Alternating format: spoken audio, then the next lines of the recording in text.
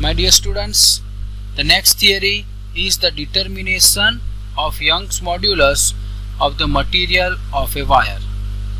If we have the certain material of wire and if we want to determine the Young modulus of a wire, then how can we determine? So here it is. By using this method, you can measure the Young's modulus of a particular material. Right. So what we have here, from figure we can see we have two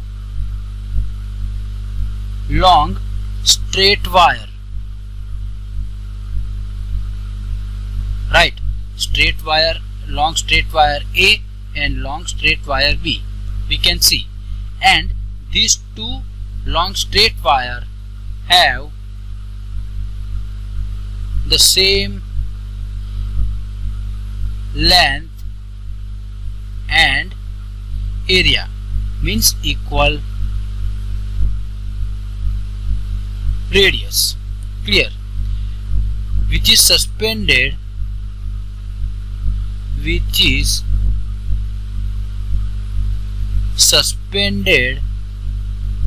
from fixed rigid support. Right.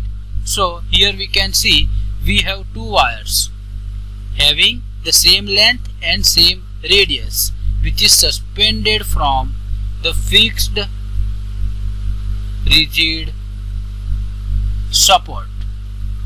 Here we can see. Right. Now we have two wires. We have two wires. Clear. Wire A and wire B and wire B. Right. Now we can see here wire A is here and wire B is here. Wire A is also known as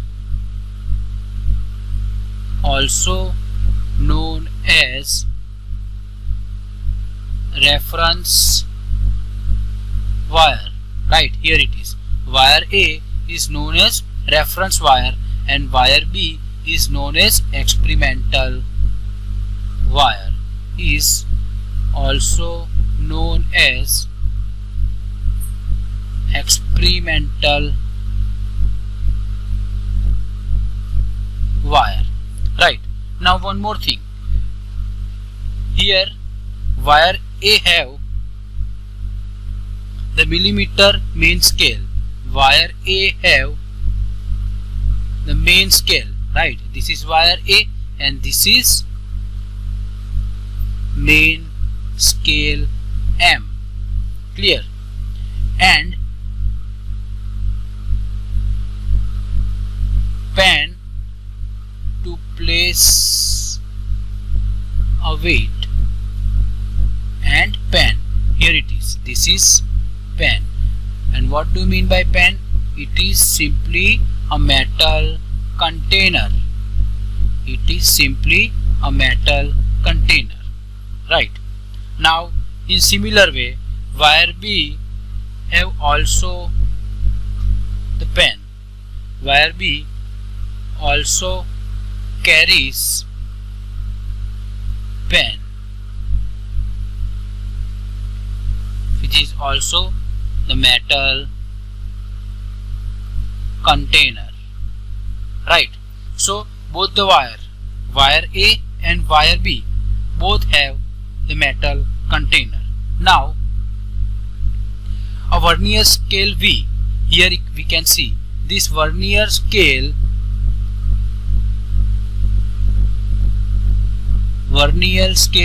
V is attached to pointer at the bottom of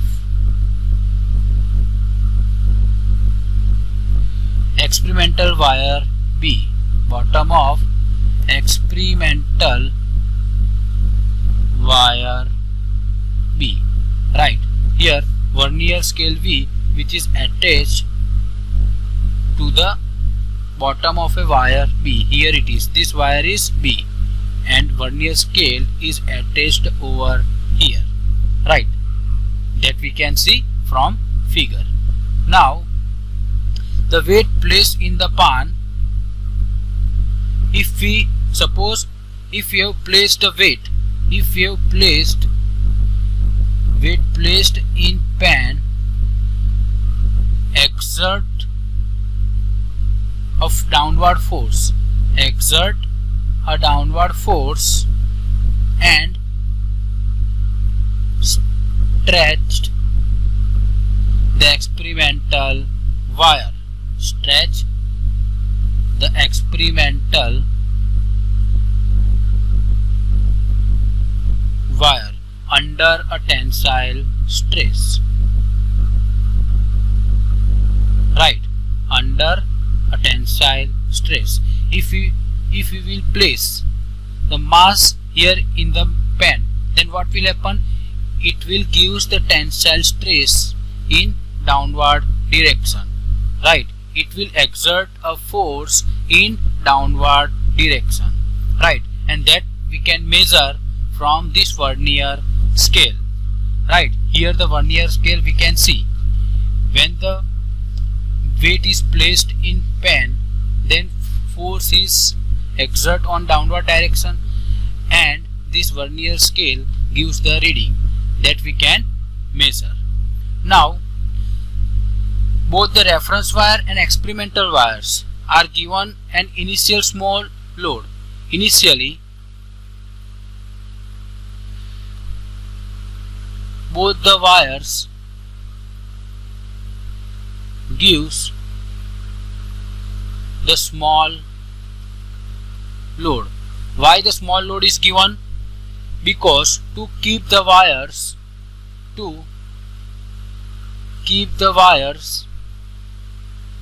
straight, right? To keep the wires straight. If you have placed the small amount of weight in both the pan, so we can see, for keeping this wire straight, we must have to place some small amount of weight, right? Now gradually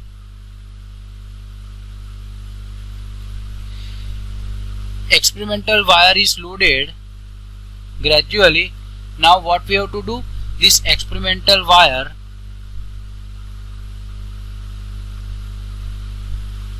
is loaded with more weights. Now we have to apply the more weights on this pan. So gradually experimental wire is loaded with more weights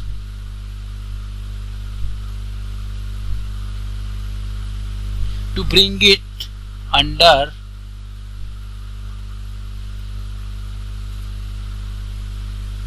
tensile stress. It is very simple. If the amount of weight is increased in this experimental wire, then the tensile stress is also increases, right? And similar way we can measure the reading of vernier. So vernier reading is noted,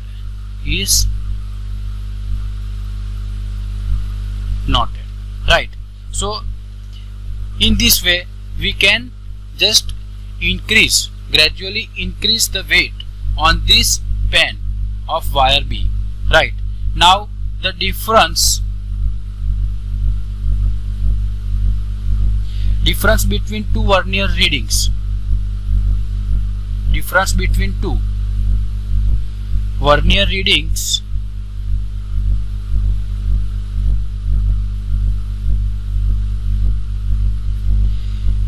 gives the elongation. And what do you mean by elongation? To change in length. Elongation produced in wire, right?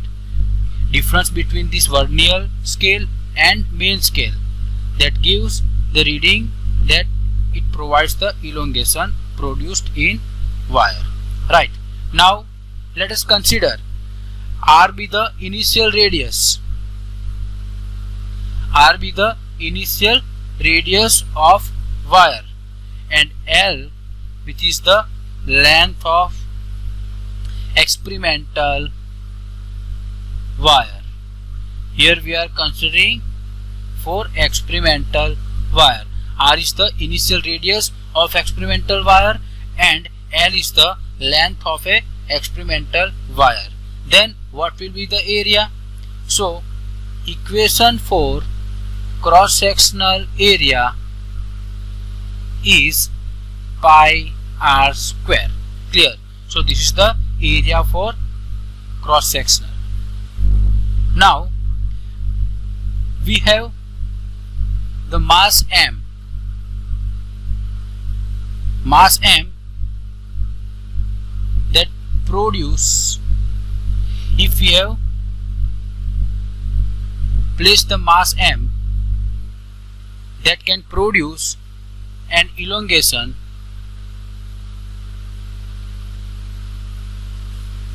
delta L, right?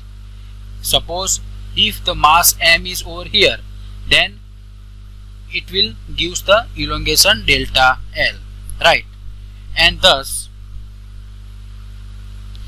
applied force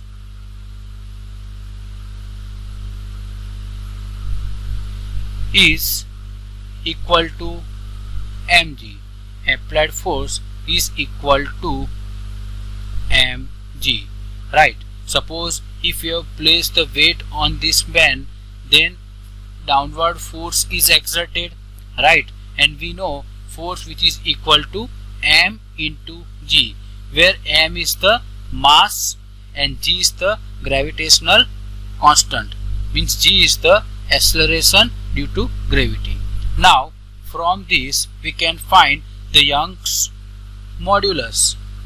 So what will be the formula for Young's modulus? We know Young's modulus, which is the ratio of stress to strain, right? Now stress, which is force per unit area, means F by A, and epsilon means strain, which is the delta L by L, right? And from this equation we can simplify F into L divided by A into delta L. Clear? Now we know we have F equal to mg. Clear? Now simplify this equation, m into g, and area of this wire that we have already derived. So area of this wire, which is pi r square. So mg divided by pi r square into L by delta L. So finally the equation for Young modulus Y, which is mgl divided by pi r square into delta L. So this will be our final equation, right? If we have all the parameter available, then we can easily find the value of Young's modulus. So this is the method how we can find the Young's modulus of the material of a wire.